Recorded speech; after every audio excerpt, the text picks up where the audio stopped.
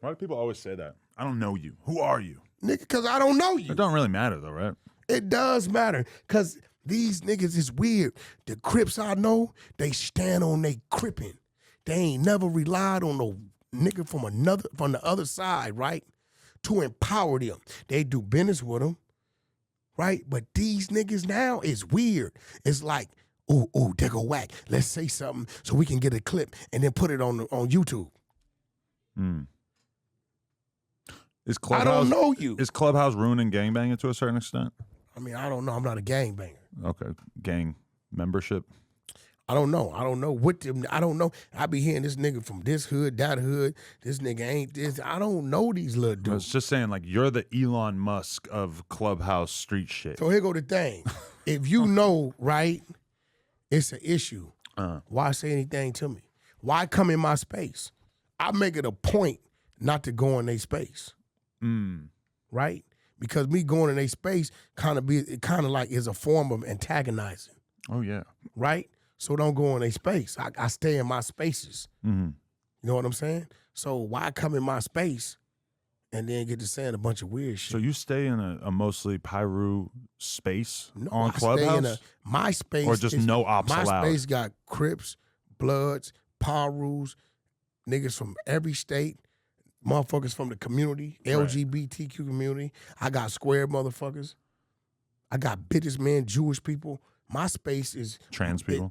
Trans people, queer people, gay people. You know what I'm saying? My space is what my business represents, the world. Okay. I don't even allow. I just had a situation where one of the homies wanted to have a room called Bombity Bentral.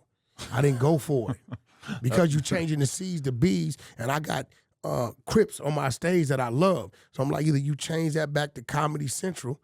This ain't what that is. Because I don't need, because the first thing they're going to want to do is identify, Wack100 a Paru thing. Right. My shit on Clubhouse is not a Paru thing. I just happen to be a Paru that's over it. And you're not going to put me in a box like that. Right. I do business. I negotiate with everybody. Okay. I like it. You know what I'm saying? Yeah. So they shit is what it is. They name of they shit, everything's a representation of that. Cool, that's your thing. Is there any truth to the rumor that you put an alleged leader or a higher up from the other side? Is there any truth to the idea that you might have leaked their address or doxed them in some way? Who address? We'll edit this out. Big U? I don't know his address offhand. Okay. That's not true? Because somebody said that to me, and I was like, wow, that seems over the line. Well, you know, they hollering my address. Oh, so it is true. No, I don't know his direct address. Okay. But they hollering locations. You hollering locations, nigga. See, you know I don't know nothing about you. I'm going to fire back. And you say you coming in the name of that. Lil dude need his little ass beat. But are they talking about the nigga came on there and said, I caught you and your daughter slipping? Man, fuck you and them niggas. Is there any truth to that? He told me where I was at. I said, well, why you didn't get out? I was at that location. I caught you and your daughter slipping. Nigga, what you think, how you think it's gonna go? Any man, fuck cripping and blood and power ruin. A man, how you think it's gonna go? So now you ask yourself, hey, homie, you coming in here popping Big U name, like he sent you, and you telling me you caught me and my daughter slipping. Oh, so that's what that is? What is the decorum if you see someone you have a problem with and they're with their kids? Because I would like to think that maybe we could leave that alone, right? Look, my thing is I'm not going to say nothing about it. I don't fuck with women. I don't fuck with kids. Yeah. That's always been the rules. But nigga, you can't come tell me, yeah, the big homie this, and nigga, we caught you and your daughter slipping. Oh, at that point in time, nigga, it's all bets off. Eesh. But another thing, do I think Big U wanted him to say that? No. But again, they're still at it. So that means Big U ain't stopping it. So because you ain't stopping it and saying, hey, homie, I don't see Wack coming at y'all. Y'all come at him, you dissing his neighborhood, you mention his kid. And I don't give a fuck, he been right out of date, nigga. Big U got an obligation to my kids. Like I got one of his. I didn't already demonstrate it when a nigga pulled a knife out on his kid when we was at it. I demonstrated and made sure his kid got home safe. Wait, what happened in that situation? Nigga, we was at the studio. I walked in, and shit was going on. Nigga had a big ass butcher knife finna stab his son up. How old's the son? Nigga, what you mean? 20-something? Oh, okay. I made damn sure that butcher knife was laid down. Asked nephew what you want to do. I want to get him, let him beat his ass, and made damn sure that Big U son made it home safe. So now I'm to a point to where I got niggas talking about with Big U, whoop-de-whoop, and we caught your daughter slipping, nigga. Okay, so just to cap this off, what would have to happen between Big U and you to make Listen, me and Big U know how to deal with each other, bro. Right. I don't even want to mention the man's name, but his little homies keep coming on there in the name of him, dissing the set, dissing my neighborhood, mentioning my family. So at some point, and I know Big U, when he lay his motherfucking hand down over there, hey, nigga, keep my name out your mouth. If that nigga ain't saying nothing to you, why you saying nothing to him? That ain't the streets. You ain't seeing him. You seen whatever it is. Let it be. Big U know, like I know, he's very capable of taking care of himself. Like I'm very capable of taking care of myself, right? And it's real shit. But until I see that stops, and as long as they coming in there saying they doing this in the name of him, I got to take it like it's that. And it's all bets off. It occurs to me that there isn't really anybody that could make you guys sit down and have a conversation, which is a lot of times how it kind of works out with some of this. Well, what's shit, the right? conversation? I was the one violated. Right, okay. I got content. Shit. I just don't, bro, I got shit I can let go on cell phones, conversations, shit that went on about what went on with niggas admitted to it, that, I just let niggas talk until I'm tired of hearing them talk, and I'm notorious letting it go. There you go. Fight yourself. But there's no need for it. Dude doing what he doing, I'm doing what I'm doing. I ain't never needed nobody to do what I do, but my family, my friends, and my loved ones, and my business partners. That's all I needed. Can't name one of them niggas say I leaned on them to make something happen. Outside of 2 T's from bounty hunters who set my meeting up with game. Can't name nigga tell you I leaned on them to make something happen. And my artists that I work with. They come to Wack for shit.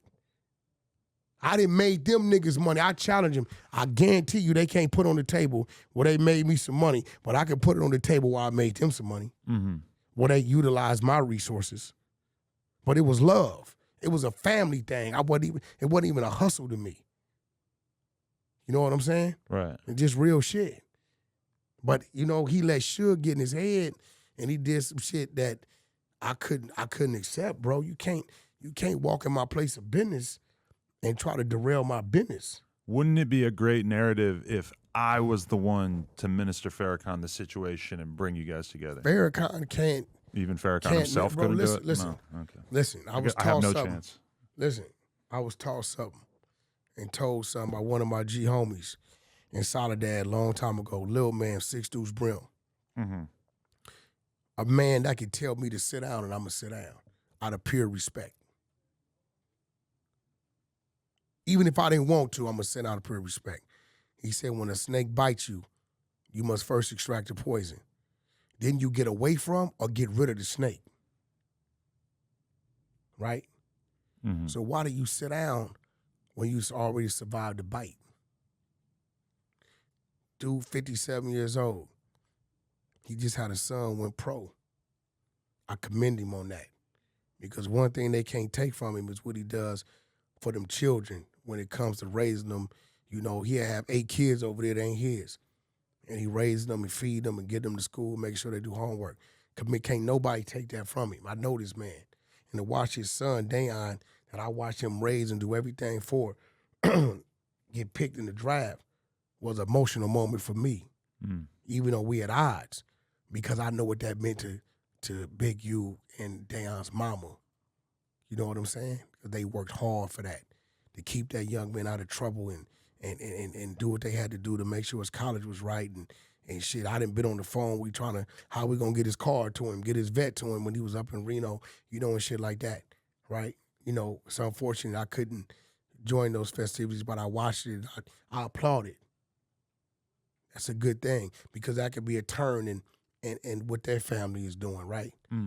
But on the flip side of things, the respect to certain things has to be mutual. Right. My homies will never approach his kids, or never, mention his children, or even him. I got some homies gonna live and die with me. You see what pull up with me, but you don't see them mentioning that man's name. Uh-huh. But it seemed to me like his homies, these little dudes on this app, go out their way to say the name of Big U and whoop-de-whoop-de-whoop, boom, boom, boom, boom. Then they force the conversation. Because if I wanted to have these conversations, I would have been had them. Uh-huh. But when you coming at me and you saying in the name of him, I got to respond, homie. Right. It's a natural thing for me to fight back. Or whatever I can fight with. I see. I see your side of how this is going down. And I see how difficult it's going to be for things to go back in time and be cool again. But I do hope that eventually you're able to get closer to an understanding. I mean, listen, at the end of the day, his space is his space, my space is mine. Right. I love dude's family because of what we go through. You know, me and his wife used to laugh and joke about him, with him. You know what I'm saying? I didn't got into it with my wife. I drive past my neighborhood up, go to his house, and go to sleep on the couch in the middle of his neighborhood. You know what I'm saying? So it's like, but it is what it is. You know what I'm saying? I didn't have some of his homies call me and tell me they hollered at him and whacked some of the shit you saying. He said, nah, that's what it is. And it was some bullshit at the studio that somebody gave him some wrong information, all kind of shit going on. But at the end of the day, he's supposed to know better. Certain shit you can't tell me about him, and I'm just going to believe it. Right. So, because he chose to believe it, I think it was driven by other things, animosity, maybe a little jealousy. I don't know. You know what I mean? I've always been one to set out and do what my mind tells me to do and help people on the way. You know what I'm saying? A lot of people got this dream of being a music mogul, being the one. I just got a dream of taking care of my family, creating generational wealth, whether it's music, diapers, dog shit, dog food. I don't give a fuck what it is, as long as it's legal and it's profitable and it's something I can leave behind. Actual dog food. I don't give a fuck what it is, Not bro. that shit 42 I don't Doug care. was selling? I don't need to be, I didn't have his own homies tell me, Wack, he jealous. What you mean he jealous of me? Well, what he is in the streets, he want to be that in the industry. And he felt like you didn't help him enough. All right, so you see it. We just hit 500K. You know what that means? That means you gotta subscribe and get us to 600K because we are dangerously close to 666K. Let's go.